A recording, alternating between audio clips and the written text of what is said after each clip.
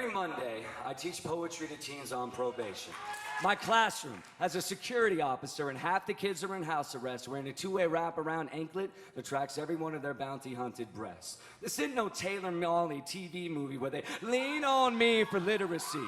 This is a court-ordered continuation school where they call you a punk cocksucker to your face. These are the statistics, the throwaways, the rebels without applause, and I'm supposed to teach them how to write when they can't formulate a sentence past 25 to life. So on the first day, the principal wants me to talk about how poetry has made my life a success, when I'm just another crash test dummy, looking past his life of wrecks, calling his skid marks art. But now my scars are my credentials. My suicide attempts are inspirational. Hell, I'm fresh out the gutter and they still let me into this school without a background check.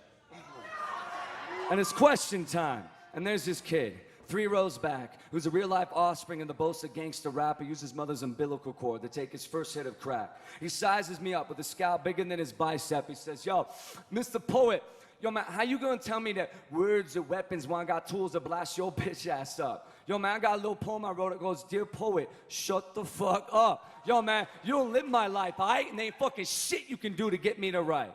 Well, they don't pay me enough to lie, and he does have a good sharpened point. How am I gonna make a difference to the indifferent when I can read his face like car bathroom graffiti? Talking feces like we ain't the same species. When I went from an honor roll high school student to a homeless speed freak in a year flat, so I shoot back with, hey, I ain't here to scare you straight.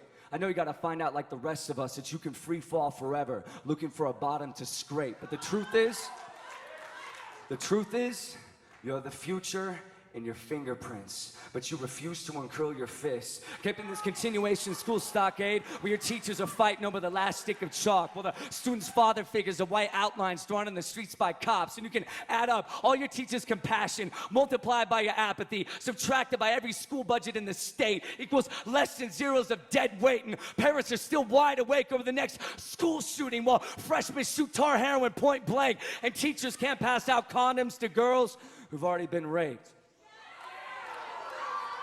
Most of these kids are illiterate, otherwise they could read this in my face. I say, listen, I ain't here to sugarcoat bullets. I'm no victory.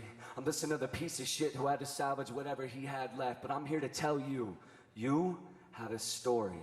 And no one's gonna listen until you learn how to tell it. So don't bother saving your breath, as they're only gonna give you a penny for your thoughts. But you gotta jack this world for everything it's got, because despite what your counselor tells you, this world doesn't give a fuck whether you live or survive. And on that 9-to-5 grind, creativity is the first thing to die. From the pen to the penitentiary. You're gonna pick your path or pick your poison, but don't get it twisted, homie, as I ain't here to spoon feed you help. I'm here to tell you that the next generation can speak for itself.